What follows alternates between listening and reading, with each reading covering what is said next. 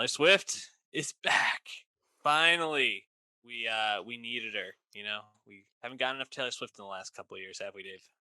You know, I'm just happy she's not doing any re-recordings of music she already made. How nice to get new Taylor Swift music.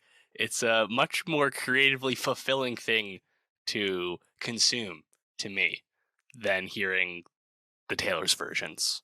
Now, the record sales for the Taylor's versions and the All Too Well redux would disagree, but that's just for me. I think this is a better use of her talents. The 10th Taylor Swift album, Midnights.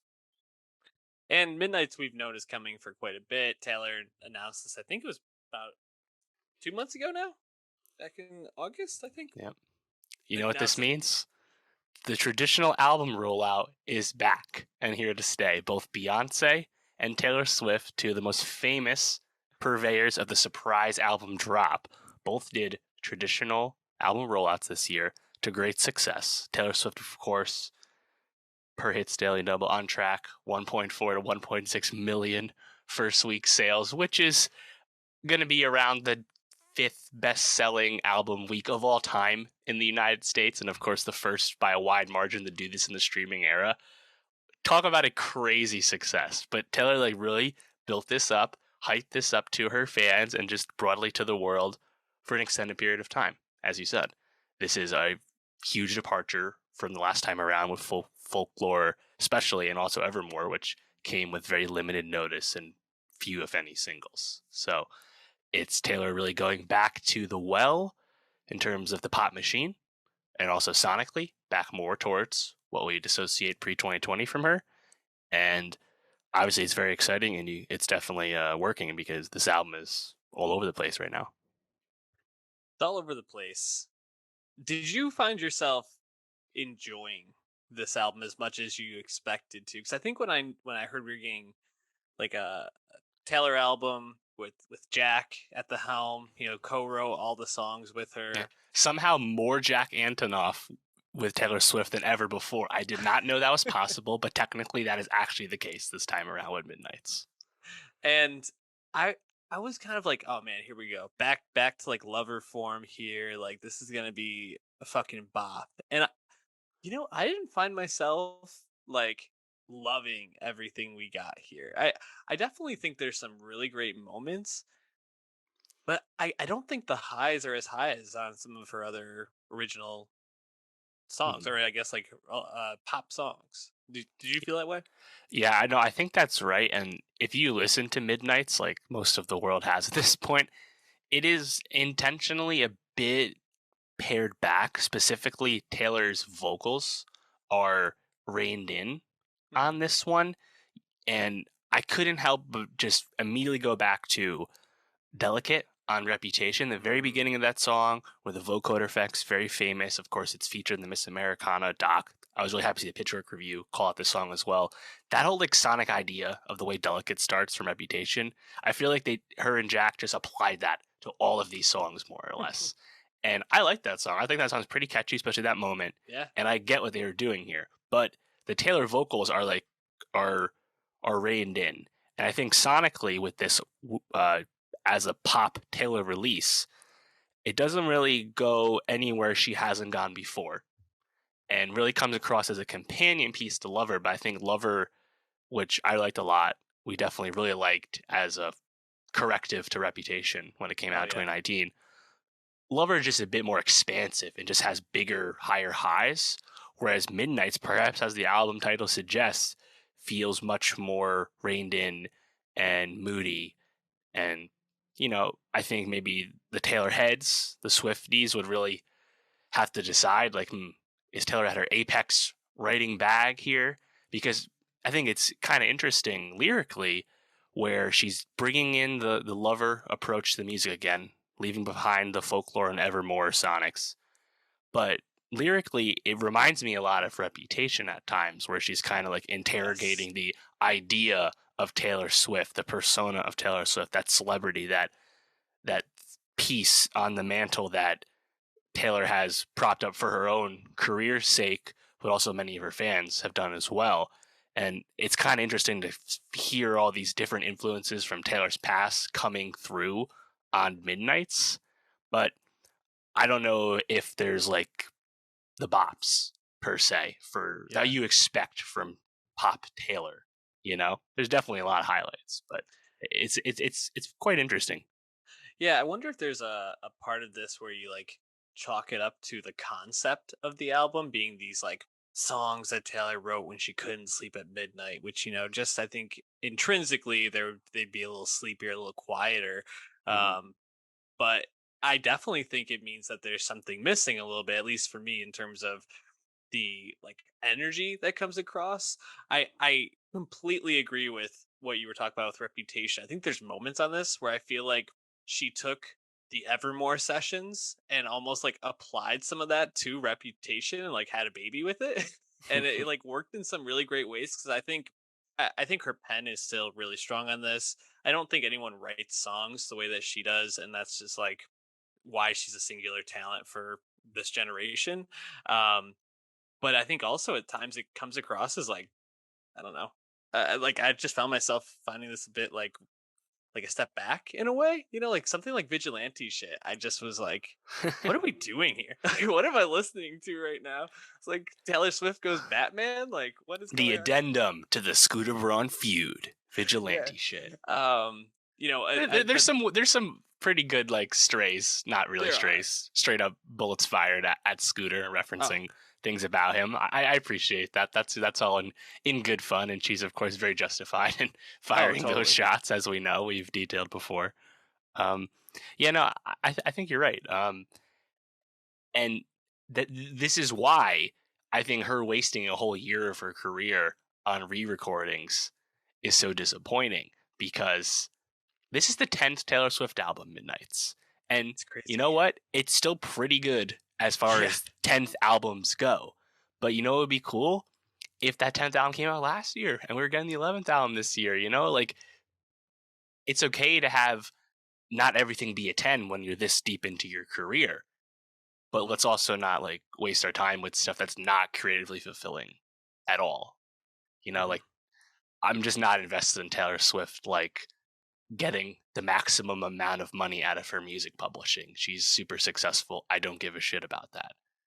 Other artists, it matters more. But like, yeah, cool. Taylor Swift, you've owned like actually the last like 4 records now. Like we don't really care about that anymore. Mhm. Let's get back to making real music again. And she did with this.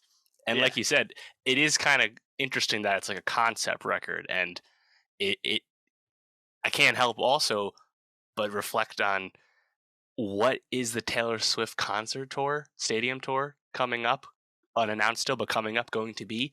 Let's not forget, she's never toured Lover. The Lover tour got canceled due to Mhm. COVID. So she hasn't toured Lover or Midnights, which are the most stadium live friendly music she's made. And of course, she hasn't toured Folklore Evermore, which were designed with that not in mind at all, of course, live performance. So I wonder like what that mix is going to be now in terms like how does she view this music of hers? Because I think if you look at it in the macro view, as we've been saying, it does kind of feel like lesser material of a similar approach, but it's kind of like more modernized per all the things that have happened in her life to this point. Like there's still a lot going into it, but yeah, it's quite the interesting situation. And it's kind of funny that this, of all the Taylor records, this is the one that is her best selling yet. First Yeah. week.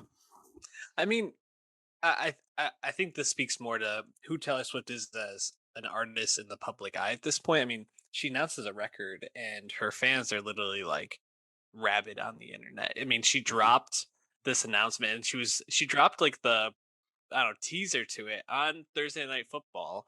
Pretty sure it like broke Thursday Night Football like viewing records because of that, and it immediately goes onto the internet. And Happy people are Amazon. pulling apart the teaser Yep. and like looking for clues, building this lore around it. And it's like Taylor Swift has grown beyond just being an artist, but like there's this whole like other side where there's like hints and clues and connections that like Swifties are able to find that you just never do. And it's a credit to her for being this like brilliant artist that can tie all these things together and make these connections. But so much of it now is just manufactured because Hmm. Swifties are fucking thirsty for this shit.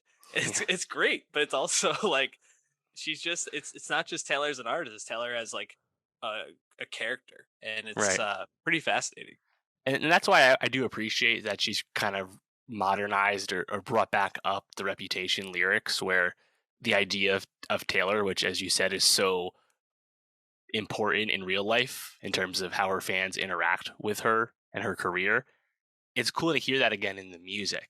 You know, we liked Folklore and Evermore for being like kind of a lyrical uh, new road, like down this new cul-de-sac where Taylor's actually like writing not about herself really for the first time and kind of making more like conceptual records and like the Great American Dynasty. That Mm. we never heard something like that before from Taylor Swift. Now she's brought it back to the the good old days, the bread and butter of Taylor Swift, as you will. But that's really where she made her name, of course, and her legion of fans. So I guess it can't be too surprising. But yeah, I mean, despite all these some misgivings, I think there's still plenty of highlights, and there will be hits on this, Yeah. even if these songs are not designed to be as big as some of her past hits. I I think this album is one of the most like self-loathing, that you get from her, and that kind of starts with the single "Anti-Hero," the third Yep. track on the album, which is the sexy baby line I was telling you about. Um, I mean, the whole chorus to that is like so Taylor Swift, but obviously is going. I think is going to be one of the most memorable songs from this. Hmm. I'm the problem, it's me. Hi, I'm the problem. Like Rooting for the antihero. yep, it must be. Was it so like? I don't even know what the line is. Must be so something rooting for the antihero. I was like, man, Taylor, like you're really going in on yourself here. And then she has the whole like fantasy about being killed by her daughter-in-law in the future, and very like. I think it's a really well written song and a fun song, which is nice because I don't know how many of these songs I found to be like super fun in reading through. I mean, like I think the first three are all pretty good. You get Yep. to Snow on the Totally. Beach with Lana. I'm not like big on that one. I don't know. What was your temperature on that I mean, yeah, it's kind of a hyped up collab? collab. Lana Del Rey, of course, in her own regard, fabled American songwriter of recent times, and yet I feel like that song almost would have fit better on one of the recent Lana albums, like Hmm. Chemtrails or Blue Banisters or something, Yeah, where it sounded. But uh, the way Lana kind of comes in at the end and Taylor's faded out in the song, it's all right, I guess maybe better than I expected. But I think coming off that first three, Lavender Haze, Maroon, Anti-Hero, I think that's a really strong start.